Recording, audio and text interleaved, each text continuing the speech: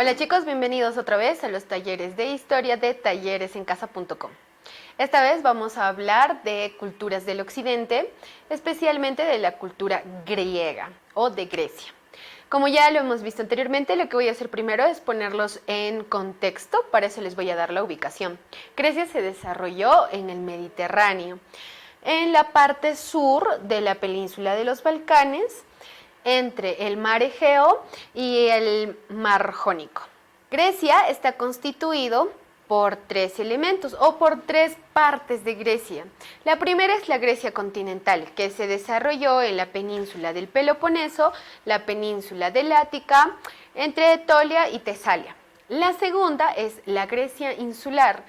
La Grecia insular se desarrolla en las islas del mar Egeo. Entre las más conocidas está Creta, Delfos, Samos y Ítaca. La tercera es la Grecia jónica. Esta se desarrolla en las costas de Asia Menor. Dentro de estas está Mileto, Éfeso y Halicarná. Ahora, vamos a hablar un poco del proceso histórico de Grecia. El proceso histórico de Grecia comienza entre el siglo XII hasta el siglo XI a.C. La primera es la Grecia arcaica, desde el siglo XII hasta el siglo VIII. Aquí está dominado por los grupos denominados dorios y los óricos, que son los más trascendentales de este periodo. Luego está la Grecia clásica, que se desarrolla en el siglo V. En este periodo, Grecia se vuelve o alcanza su punto más álgido cultural. ¿Qué quiere decir? Su punto más alto cultural. Se vuelve una potencia. A pesar de no establecer límites territoriales, Grecia termina siendo una cultura que desarrolla bastantes ámbitos de su sociedad. Ahora, dentro de este periodo, Atenas es la que más domina y también Esparta. ¿Pero por qué? Atenas, por ser democrática. Es el grupo más democrático de toda la Grecia clásica. Y Esparta, que es la militarizada, es el arma de Grecia. Estas dos son conocidas como los ojos de Grecia. La capital de este periodo fue Atenas. Ahora vamos a hablar de la Grecia decadente o la parte final de Grecia. Bueno, se desarrolla a partir del siglo III hasta el siglo II. Entran en una crisis política debido a que Grecia nunca llegó a establecer como si un país o grupos ciudades que fueran un país como tal, que respondieran a una sola persona. Al contrario, lo que hizo Grecia fue agrupar a pequeñas ciudades, pero cada ciudad tenía su propio gobierno, tenía su propio sistema económico, tenía su propio sistema militar. Entonces, como eran independientes, entran en una crisis política, porque no saben a quién responder y responden de manera individual. En este periodo también se ve cómo hay una influencia de Macedonia. Al final Grecia termina sucumbiendo, termina cayendo y finalmente se vuelve solo en una provincia de Roma. Ahora vamos a hablar un poquito más de la organización político y social. Respecto a lo político, como ya les había mencionado antes, Grecia no estableció un estado unificado, seguían siendo ciudades-estado. Cada ciudad tenía su propia organización política, económica y social. No respondían a un solo líder. Incluso militarmente, cada ciudad tenía una forma de actuar diferente. Entonces, si hay tanta variedad, es natural que los quiebres políticos se muestren con mucha frecuencia. Sin embargo, como es parte de la cultura, no causa problemas hasta casi el final de la Grecia o la Grecia heráldica, ¿no? Que es la caída de Grecia. Las dos ciudades-estado que destacan en el aspecto político son Esparta y Atenas. Son los que tienen ciudades-estado más desarrolladas que las otras y las que suelen salir a la palestra cuando se habla de cuáles eran las mejores ciudades de Grecia. Ahora vamos a hablar un poco del ámbito social. Desgraciadamente, Grecia, a pesar de haber tenido mucho éxito en el carácter cultural, en lo social no era así. Existía bastante desigualdad y además la clase privilegiada o potentosa era en exceso diferente al pueblo.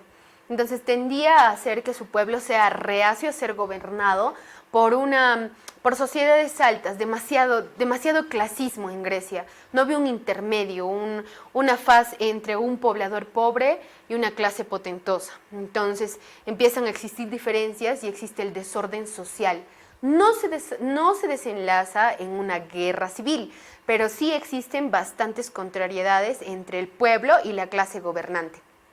Ahora, Grecia también tiene otro problema. Todos los originarios de Grecia, o sea, si soy griego, tengo derecho a tener un terreno, soy dueño de mi terreno.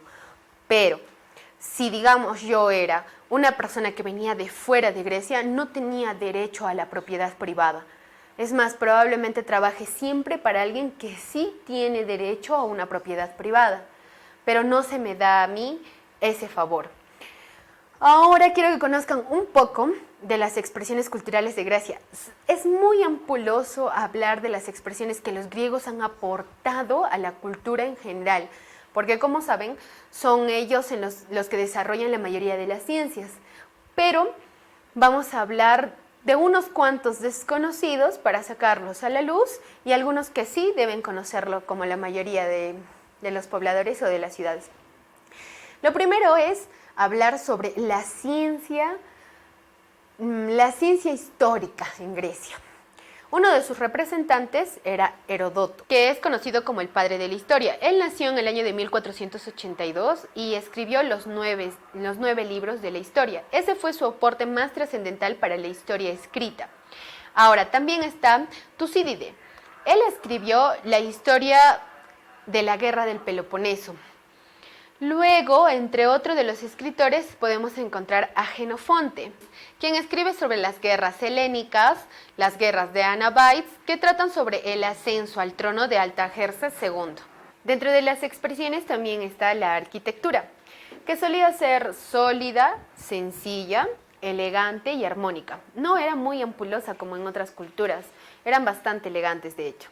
Dentro de las arquitecturas que destacan, que eran de uso público, está el teatro circular o el teatro romano, también conocido. Luego está la gradería semicircular o el hemiciclo, que son esas gradas de manera circular que se utilizan hasta ahora, que algunos le dicen escaleras caracol. También se destaca la arquitectura conocida como estadio. De hecho, ellos fueron los primeros en utilizarlos, no con el fin actual, pero sí lo crearon.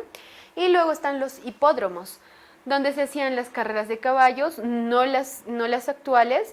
De hecho, su temática eran competencias con trineo, pero sí son conocidas como hipódromos como tales.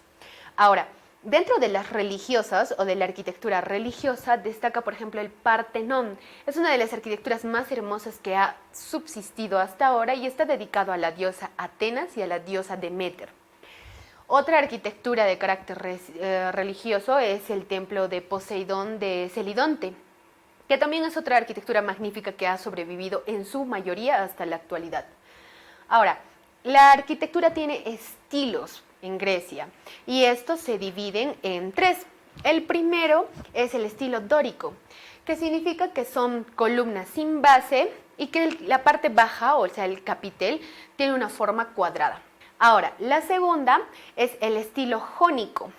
Esa columna sí tiene base y en el capitel tiene dos volutas a manera de cuernos, que son normalmente utilizados en templos sagrados. Un ejemplo de ellas. Tercero, está el estilo corinto. Supuestamente el estilo corinto es el mismo que el jónico, que ya era el más bello, pero se le agregan las hojas de acanto a los costados, que le darían más o menos una forma de dos volutas en la parte central y hojas de acanto cayendo hacia los costados. Ahora, otro de los aportes de los griegos dentro de sus manifestaciones culturales son la escultura.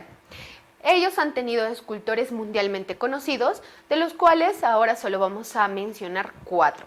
El primero es Mirón, quien hace la escultura de El Discóbolo y también la de Atena. Ahora, El segundo escultor es Fidias. Él talló en alto relieve lo que ahora conocemos como los frontones y las metopas del Partenón.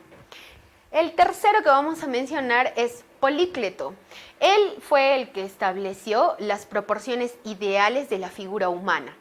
Cuánto debe medir un varón, cuánto debe medir una mujer, cuánto deben tener en proporciones de espalda en el caso de los varones, caderas y busto en el caso de las mujeres. El cuarto es Praxíteles. Él se encarga de dibujar los cuerpos. ¿Qué quiere decir? Que se encarga de delinear la figura humana. De hecho, el juego de luz y sombra se podría decir que es casi su inventor.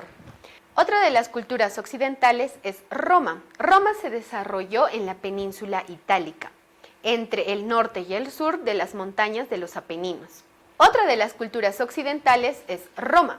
Roma se desarrolló en la península itálica, entre el norte y el sur de la montaña de los Apeninos. Roma está constituido por tres partes. La primera es la Roma continental. Esta se desarrolló en los Alpes y se extendió hasta el río Rubicón. La segunda es la Roma peninsular. La Roma peninsular abarcó desde el desde el mar Adriático hasta el mar Tirreno. La tercera es la Roma insular. Esta se desarrolla en las islas de Córcega, Cerdeña y Sicilia. Ahora, para conocer un poco más de Roma también debemos hablar de su proceso histórico. Como sabes, Roma se desarrolló a partir del año 753 a.C., cuando fue fundada por Rómulo.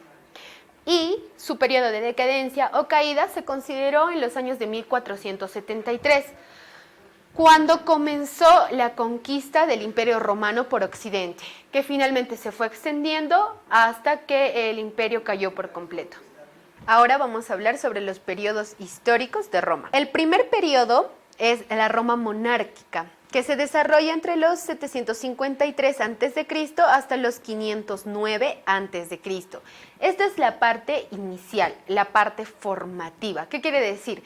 Desde que Roma se instituyó con Rómulo hasta que alcanza su punto más alto. Sin embargo, hay que mencionar que en este periodo se caracteriza porque los gobernantes eran reyes. Ahora, ¿cuántos reyes hay? Pues hay 4 reyes que son de origen latino y 3 que son de origen etrusco. De los 4 primeros sería Rómulo, sería Nuna Pómpilo, Tulio Otilio, Anco Marcio. Y de los etruscos sería Tarquino el Antiguo, luego está Servio Tulio y luego está Tarquino el Soberbio, con el que acaba este primer periodo. Luego entramos a la Roma republicana.